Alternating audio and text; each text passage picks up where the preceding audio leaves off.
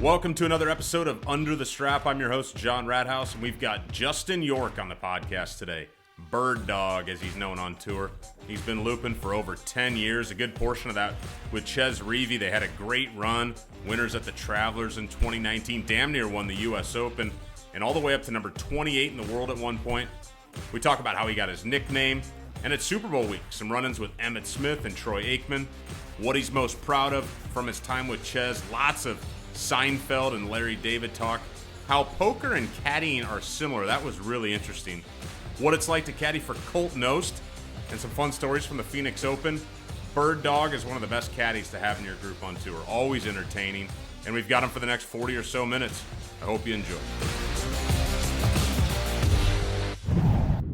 This Under the Strap podcast is presented by Therabody. If your muscles are sore or tight, help them relax with the Therabody Theragun. The #1 massaging tool on the market and incredibly easy to use, the Theragun is designed to help you play longer and get more out of your body. So do what caddies and players on tour do and treat your muscles. Go to therabody.com/caddy, CADDIE, to get your Theragun today, starting at just $199. Now it's time for another episode of Under the Strap. All right, well, we'll dive in, man. I happy to have you on the podcast, man. Your trademark afro is plastered all over the Caddy Network homepage, which is great. Yeah, unfortunately, it's no more. Yeah, it's I cut it short. It's down right now. I actually was rocking the mullet for a little bit, and I cut it short because I'm like, man, I look kind of ridiculous. So I'll just I'll go back to looking like somewhat professional because having getting a new bag, I gotta look a little bit more higher. I hear what you're saying with that. You gotta clean it up a little bit. You were with Chez, you were able to kind of let it run wild a little bit. Yeah, he didn't care at all. So I got to start with your nickname, though. You got one of the most recognizable nicknames on tour, Bird Dog, and we got to hear the story on that. So Bird Dog, this is back in 2011. I was caddying for Chez. We were playing Riviera. It was on a Friday, and this is it was really cold and rainy. And Chez is playing with Padraig Harrington and Pat Perez. We're on the back nine. So it was hole number, I believe, 13. Padraig Harrington's the only one playing good. Chez and Pat look like they're going to miss the cut. So we're in the back nine of our second round. And Harrington smokes one left. And in the meantime, I was just telling the story to the guys I was staying with in this house. I said, yeah, he hooked one down in there. The fescue was really high and wet. And I between myself and the other caddies and players, volunteers, and a couple of spotters, were probably 12 people looking for balls, and I found like 5-6 golf balls. So I'm telling the story to these guys that I'm staying with. I said, yeah, back at Whisper Rock where I club caddied, where I started caddying, I said, I'm good at bird dogging balls. And they go, what, bird dogging ball? Yeah, I'm like, yeah, whatever. Didn't think much of it. So a little later, I'm sitting in the living room of the place that we rented right across from Pinmar, 9-hole golf course in Santa Monica. I played there. And yeah, sweet little track. That's where what's his name landed a plane on that golf course there a few years ago. I think that's right. Was it Harrison Ford? It was. You know what? That sounds right. It was definitely someone famous. Yeah.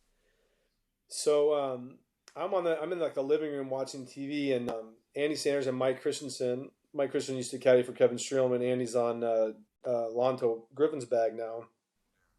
Like, hey, Bird Dog, what's on TV or something to that nature? And, of course, I don't respond. And by the time they asked about 3 or 4 more times, I look around. I'm the only one in the living room. I'm like, are you talking to me? They're like, yeah, you're the best Bird Dog there ever was. You said so. I go, yeah, whatever. I'm like, don't call me Bird Dog. That's a stupid nickname. Or a stupid name. I didn't say nickname. And then, boom, it stuck. Yeah, at that point, it's over. It's a good one. Yeah, I'm sure you like it now.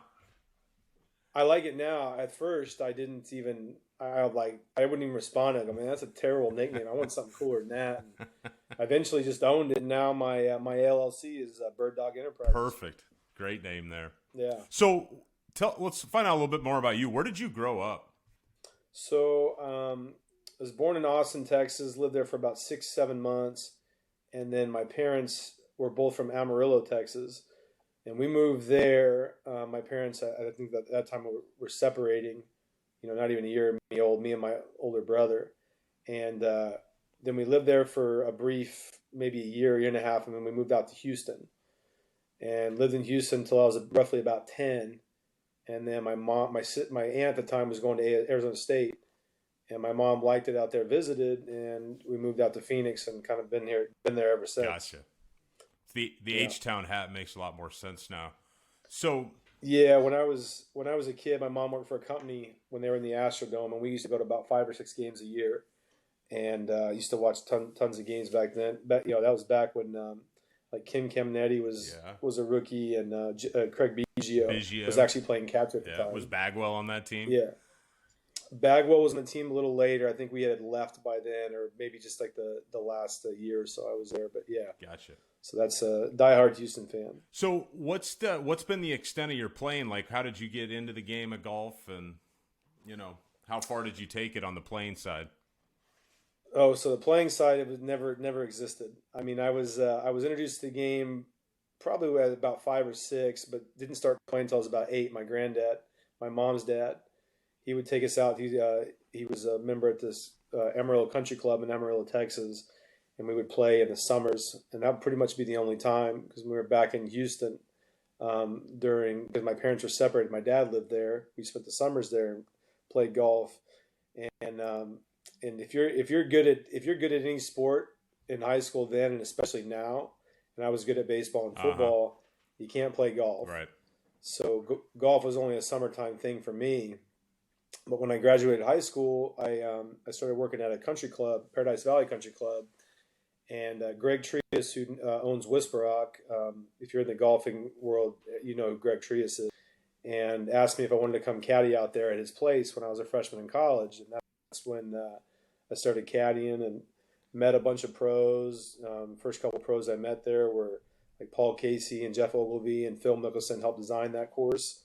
Met Phil and just developed some relationships, and was lucky enough to be asked by a guest of a member that I used to, Bob Bayer, who used to caddy for exclusively when he was there.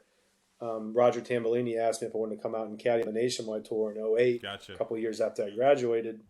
And kind of the rest is history. Yeah, so I knew you and Tambellini, and that's a great name to hear. It's old school, and you guys had a W together out on the Corn Ferry Tour. And then you mentioned Whisper Rock, which I knew you had spent some time out there. We might as well dive into a little Whisper Rock now. I mean, they're known for the hang. Sure. I mean, it's kind of the who's who of Phoenix golf. I mean, tell me a little bit about your time caddying out there. Do you still go out there and caddy on off weeks, and what's it all about? I haven't. I haven't caddied there since March of 2015. It was actually, I got the call to go work for KJ, and that was the last time I was there. And coincidentally, PGA Tour player Kevin Stadler was my last loop. Oh. Kevin's probably one of the easiest people on the planet to caddy for out there because he hits it straight, and if he doesn't, his hole's over, and there's no looking, and he didn't ask for anything else other than what the number is. But started caddying there as a freshman in college when I was 18, a couple weeks after it opened up. And like I said, met some pros out there. Started kind of getting the knowledge. I never caddied before. I've been around golf, so I figured I knew what I was doing. And is the difference between club caddying and professionally caddying is club caddying. It's way more relaxed. Mm-hmm. Obviously, there's not really any at stake. Yeah. Other than somebody playing some sort of Nassau game or a Wolf game that you're trying to help them win some dough. But as much as I thought I knew, I still had to learn a little bit. How to properly rake a bunker, and signaling if I'm forward caddying and doing that kind of stuff. So that was a good it was a good kind of good like job, especially in college, because I had the freedom to, when I was actually playing football in junior college, I was able to go there on Sundays because we had Sundays off, or in the off season a couple of days a week. So it was a good job to have, and obviously the networking I got from that has put me into the career I'm doing now. Yeah, you couldn't ask for a better place to be caddying at. I mean, Phoenix, all the players there. You're meeting all these pros, and you're cutting your teeth at the same time, and then of course you're gonna kind of make your way into the world a little bit. Do you have any good stories about hanging out? Have you ever hung out in the 19th hole there and stuff? There's I've actually had I was fortunate enough to play the Member Guest, which is a tournament I've always wanted to play with Chez Chez Reavie last year, my Mm-hmm. boss at the time. That was a tournament I always wanted to play in, just because it was like, somebody was always a guest of this actor or this athlete that wasn't already a member there. And, a lot of people get starstruck when they see people of, celebrity, whether it be an actor, a singer, a sports figure. And so it kind of got numb to the point where, like, you weren't googly eyed. But I tell you, the time that I got to meet Troy Aikman, me being a Cowboys fan, they're my number one team. Astros being like 1A. But never been starstruck. Got to meet like Jerome Bettis, Peyton Manning, any number of great golfers at the time. The list goes on with that. Some actors. Got to meet even Emmitt Smith. Oh. I got to basically say hello to him, and he was my hero growing up. But when I actually got to talk to Troy Aikman and shake his hand on a 4K loop, I literally couldn't even get my name out. I was so starstruck. And but yeah, that place. There's been a couple of special times. That being one of them. Meeting a guy I grew up watching and really idolized. Like my meeting with Emmitt Smith was more of like just kind of a hello. I got to actually talk with Troy for a couple minutes, right? And he couldn't have been nicer. That's cool. But yeah, it was cool. But one of the best stories. I won't name the names but the people that hear this know who it is. Perfect. That's how we like it. He's a friend of mine. Yeah. So, this is at the time the lower course was the only course at Westbrook. Now there's the lower and the upper. Lower is what Phil helped design, and the upper is a Fazio.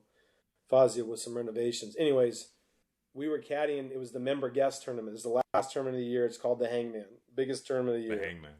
It's the one I mentioned I played in. Yeah. And we're on the 12th hole. Is a par 3, short par 3, like kind of a blind landing shot.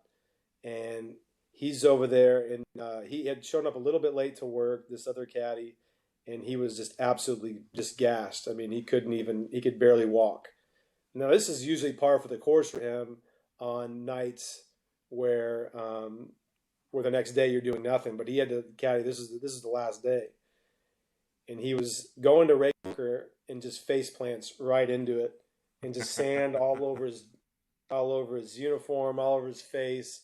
And this guy Chuck Hyde, rest in peace. He's like, "God damn it, so and so." He's like, "Get him the hell out of here." So he calls at the pro shop, and they bring a cart out, and they basically like suitcase limped him out of the bunker and into the cart and took him off. And I'd never seen that before. I'd never seen a caddy ever get fired in the middle of a loop.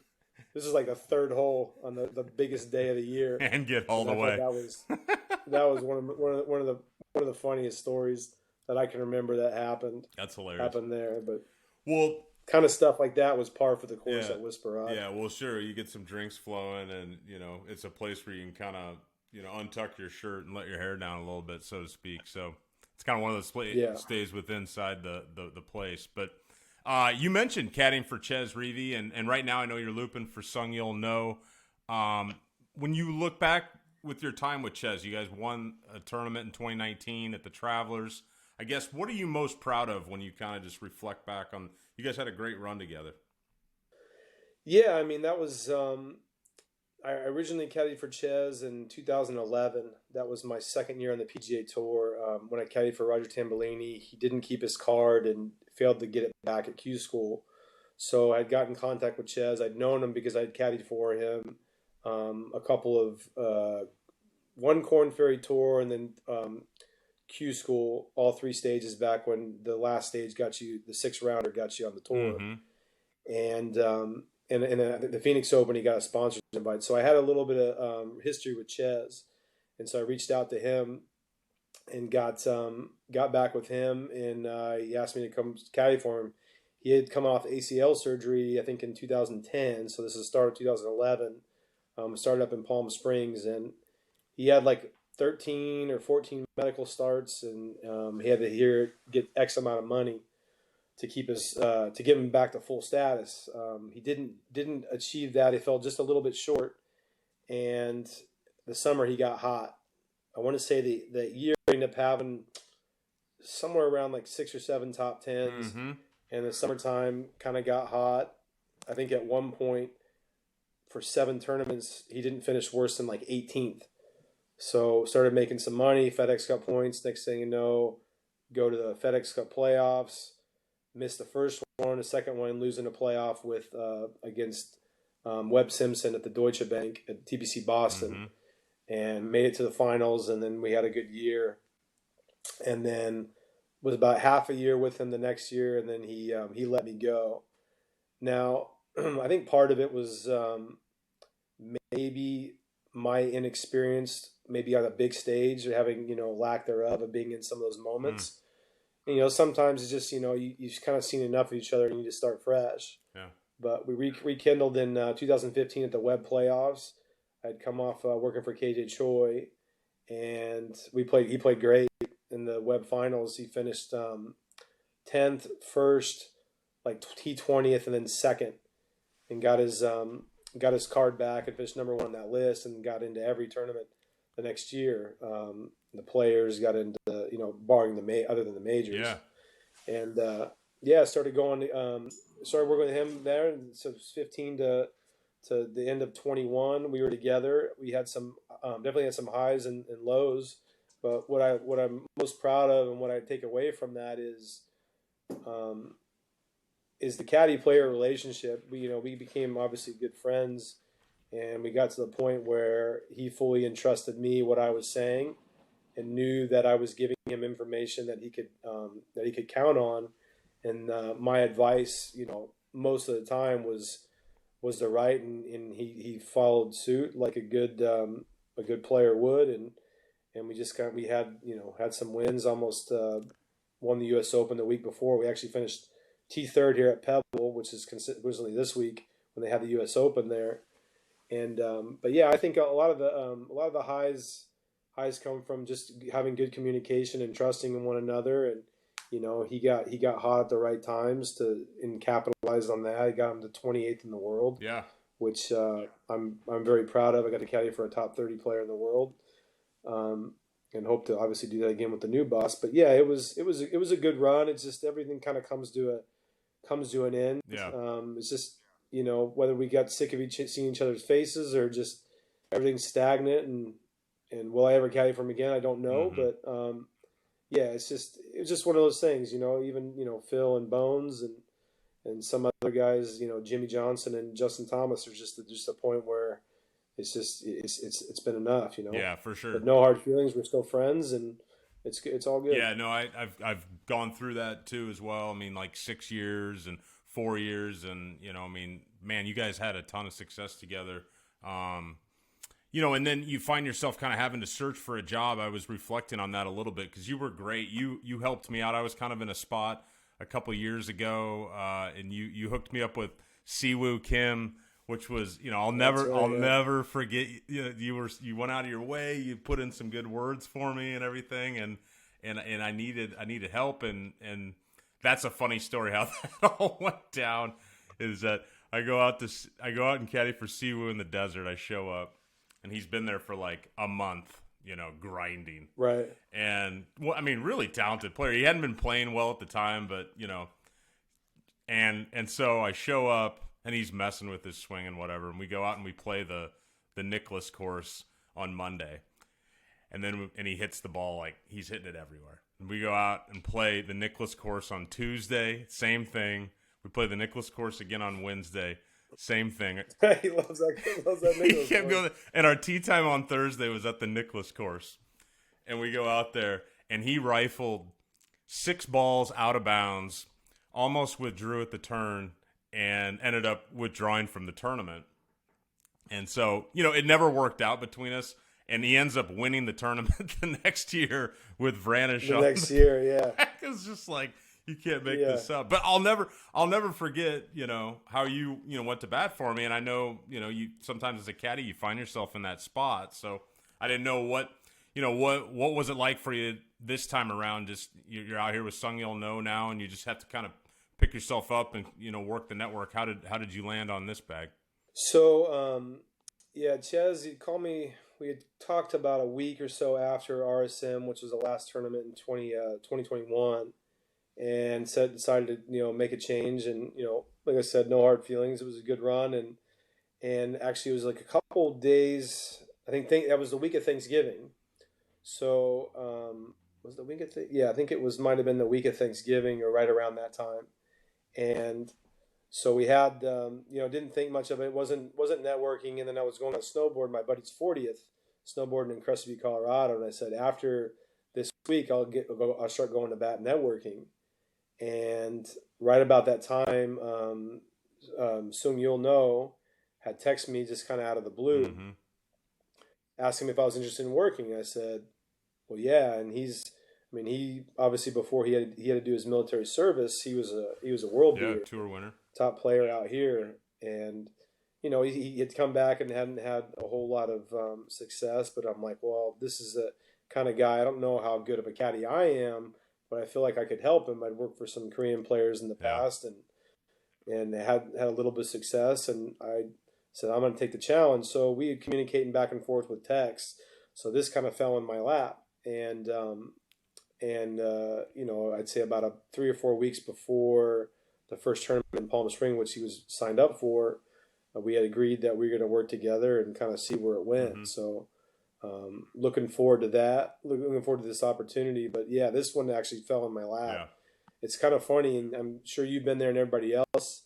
When I got the job with KJ Choi in 2015, I've been at home for 3.5 months, not one phone call, not one inquiry. Right. And the week I get the job with him, I get Chez Reavie had called me. Ended up working for him about 6 months later. But Chez Reavie, I got a call from Charlie Wee. I got a call from I think 2 other players for me at work. So I don't know, like nothing for 3.5 months, and all of a sudden when I actually get a job, I have 5 offers. Right. And decided on working with KJ because I had committed to him for a couple of weeks, and we ended up finishing the season, and it was okay. But yeah, it's kind of weird how it works. I'm sure you've been in the same situation. Yeah. But fortunate to have the opportunity. But yeah, like I said, this one just fell in my lap. A quick break here at the turn to tell you more about the Therabody Theragun. I got mine last summer. It's part of my daily routine, and my body has never felt better. I use it before and after caddying, playing golf, working out, or even relief from being hunched over chasing our 1-year-old. It's so easy to use that I like to use mine while I'm watching TV. And like a lot of you, I'm traveling again soon, so I've got the Theragun Mini ready to go. Pumped about that. It's a space saver in your luggage, and the most popular one with caddies on tour, so I can't recommend it enough. All right, let's get back to the podcast. Well, there's one other kind of caddying specific nugget that I wanted to ask you about. I was, researching on the internet. I found a number of pretty cool videos that you had done with some different people over the years. And you had this cool little nugget that I found where you were just talking about warm-up routines with players, and you were talking about how you don't really chat with your players during warm-up. You keep it very, very little chit-chat during the warm-up, in an effort for them to be focused, I would think, but also then when you get out on the golf course, you've got your stuff, that your material, so to speak. So I thought that was a really interesting thing that you make sure to do. Yeah, it was, and I kind of do that with most of the guys I work for, especially working for Seung-yul No. There's not a language barrier. His English, what he understands is pretty much, I can talk to him the way I'm talking to you, and he can understand. But when I'm talking to him, kind of have to talk a little bit, or when he's talking to me, excuse me, his English is actually really good, but obviously in the Korean dialogue, they don't have like adverbs and adjectives and stuff describing things. It's kind of like a little bit almost like talking to someone that doesn't have like a full vocabulary, but not degrading what he knows, but that's just kind of what it is. Yeah. But so for him, especially working for him now, I can't ask him what he ate for dinner, how his night was, until we get on at least the second or the third hole, because I could literally ask him about 5 questions and then I'm out of material. But working with like Chez or some of the other guys I've had that English is their first language. Yeah. You're telling jokes, you're talking about sports. But yeah, the warm up is for focus and getting straight. Getting their head straight and wrapped around what they're doing, and all the other dialogue is just a distraction from a bad shot or just keep them in a good rhythm. Right. Right. So yeah, that's kind of where that came from. I'm not saying there's anything wrong with talking to the player, but I want to make sure I have as much to distract him if he's down in the dumps as possible. Right. So I'm not really saying much at all to him Right. while they're warming up. But yeah, that's kind of where that comes from. Right. You got a go-to joke that you lean on out there? Or you just kind of, are you someone that's able to remember jokes? I'm never able to remember jokes. That's like, I would say my hidden talent, and anybody that knows me can vouch for it. I can remember. I'm a decent storyteller. I probably talk a little bit too long, but when it comes to jokes or movie quotes or TV shows, Seinfeld or something like that, I know pretty much anything as much as anybody else. I can remember everything that won't make me money, but can maybe make you laugh. So I've got plenty of jokes. Any go-to jokes that they're somewhat PG offhand? Not really. So I mean, I'd have to think to be able to tell you something that wouldn't someone on some level wouldn't take offense to. Sure. Well, you mentioned Seinfeld, and I wanted to ask you about Seinfeld, but you brought it up, so I know you're a big Seinfeld fan. I'm a Seinfeld fan. Who's your favorite character on the show, if you had to pick one? No question, it's George. George. It's George, because supposedly the rumor is that George is very, very like somewhat based on Larry David, and yes. Seinfeld and Curb Your Enthusiasm are my two favorite shows. Yes. And I agree with Larry David on virtually 99% of all accounts. So if he's modeled after what George is, right, then I'm a George guy. Yeah. Not because I can relate to him, but mainly because I just think it's so. I don't know. It's just there's never a scene where George was in them where you're like, what an idiot, or like, how funny is this? Just some of the things he says. So I would say George Costanza for sure.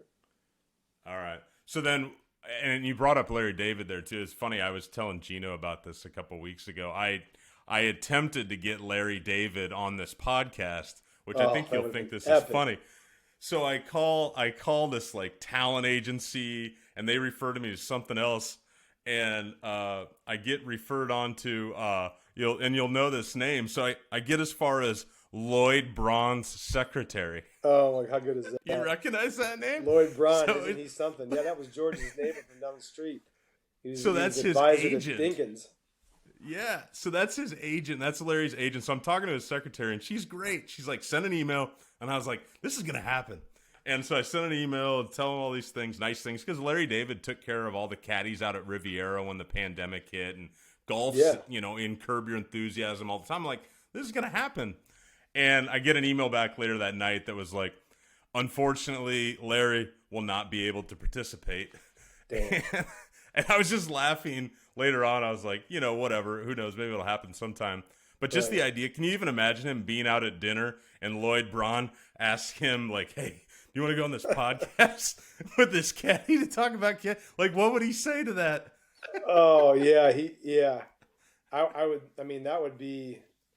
probably watch that the same way I watch Seinfeld reruns, just to how something you can more or less relate to, because it's obviously timeless. But he'd probably find some way to,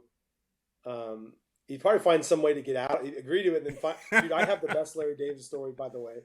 Hopefully, you do. Well, I want to hear your yeah. This is no BS. At least coming from a friend of mine, my friend Cole. His dad's brother was Larry David's, I believe, his roommate in college. He went to the University of Maryland. Okay. And he unfortunately passed away, and so they had a golf tournament, like for either a charity or a foundation they created in his name. And this one, Cole's about 29. He's about 10 years younger than me. And his dad let him, when Curb Your Enthusiasm was first coming on, let him watch it when he was about 12 or 13. So they're at this golf tournament and benefiting his uncle, and Larry David shows up, and Cole's dad says, "Hey, Larry, I just want to introduce you to my son," because I think he'd already met him from a prior year.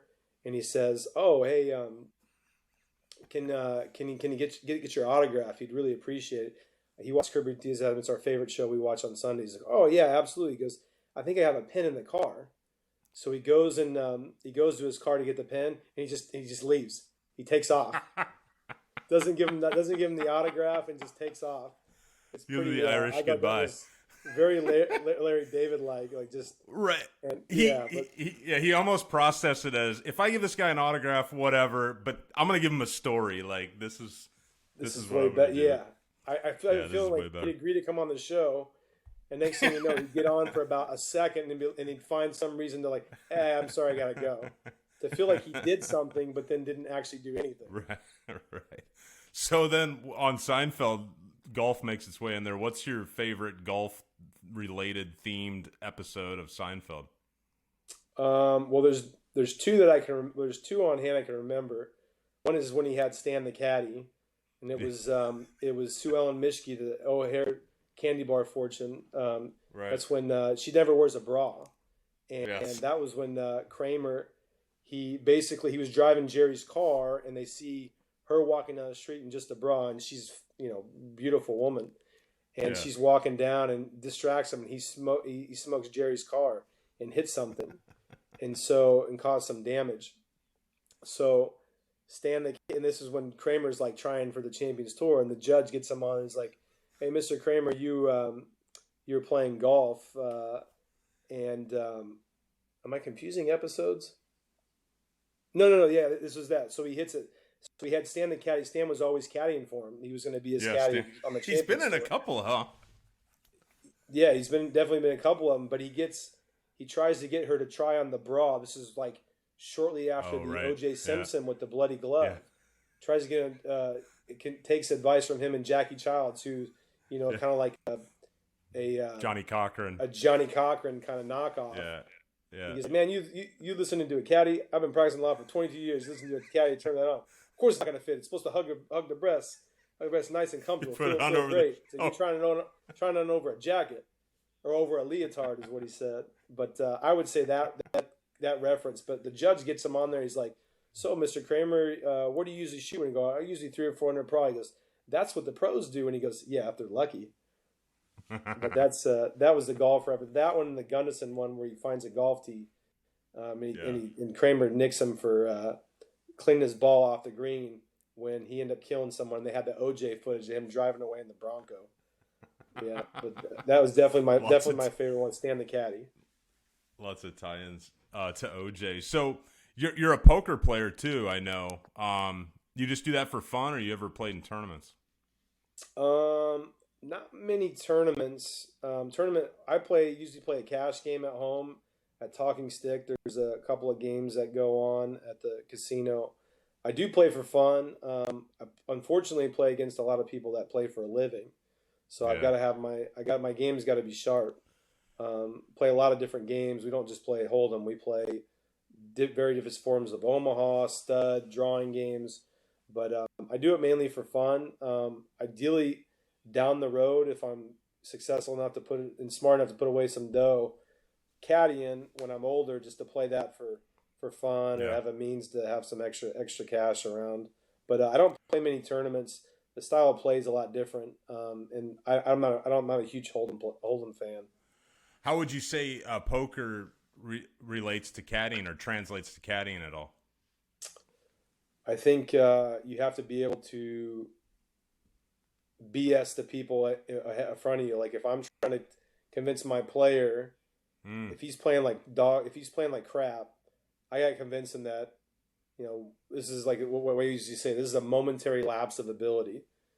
Shake it off and just lie to him and say how good he is when he's lucky to break par today. So I think that's relatable to poker, where you're trying to represent a good hand or possibly the best hand and trying to get them to fold or call some action when you got the best of it. So your ability to stay calm and not show your nerves when you get in pressure situations or when they're rolling. I remember when Chez made a bomb like 35, 40 feet on 16 the par 3 at the Deutsche Bank when he was making his run on Sunday. And he's playing with Brendan Steele, and he had Brendan Steele at the time had his caddy. I think it was Nick, and Nick celebrated more than I did after that putt, and I was just like, okay, We got 2 more to go. Just kind of stay calm because I don't want my emotions to affect them. Well, I wouldn't have been down, of course. I would have been going nuts too. But Yeah. I don't want him to get so jacked up that he doesn't have his feels. Right. So he doesn't know he doesn't know a distance on a club, or don't want to get him too amped up. So I try to keep my emotions in check. And poker's the same way. Sometimes you gotta be able to lie, or just keep it straight. So I think that's kind of how they correlate. That's a good explanation. So I want to get a little stuff on Phoenix. I know you live in Phoenix. Have you caddied for Colt Knost before? I actually caddied for Colt probably a handful of times at Whisper Rock, and then I caddied for him professionally probably about 4 or 5 times. Yeah. What was that like? I tell you what, and it's not knocking any of the pros I've worked for, but the first time I caddied for Colt Knost, I was filling in for his caddy Matt Irwin in Canada, and he said, "We're gonna meet at 8 tomorrow." I go, "Okay." So usually, what that means to me is be out in the parking lot, 15, 20 minutes before that time, and just kind of hang around waiting for him. So I go out there about 7:40 in the morning, and I'm waiting, and all of a sudden it's about 8:12, 8:15. I'm like, man, it's typical damn pro, always late. And he calls me, he goes, "Where you at?" I said, I'm waiting in the parking lot. I've been out here for like over half an hour. Where you at? And what's nice is the relationship. When you're filling in for a week, you're in the honeymoon stage pretty much the whole time. Yeah. So there's some give and take there. Yeah, he knows I do things. I'm not going to do things the way he wants, or I'll do them differently. So it's not like he's more catering to me than I am to him, to be honest with you, or him or any other player. But he's like, I'm on the range, so he's like, when I say 8, that means I'm walking out to the range and ready to go. And I'm like, sweet. So he was always on time.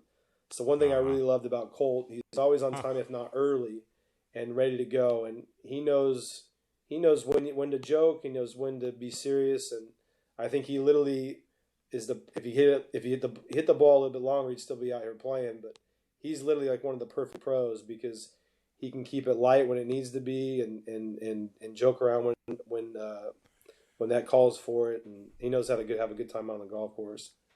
Well, which is like perfect for what he's doing now. I don't know if you've had a chance to hear him. I've heard him a little bit. I mean, and he said something a couple weeks ago to the effect of like, my 8 years of playing on tour were all to prepare me to commentate. Like he's all in that this is what he was meant to do now.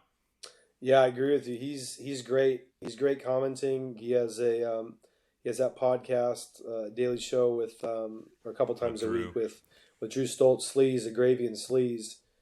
And yeah, he's, as much as he was a very good golfer, he was born to do the role that he's doing now with the commentating, and he's one of the best BSers I've ever met in my life, and very quick too. So he's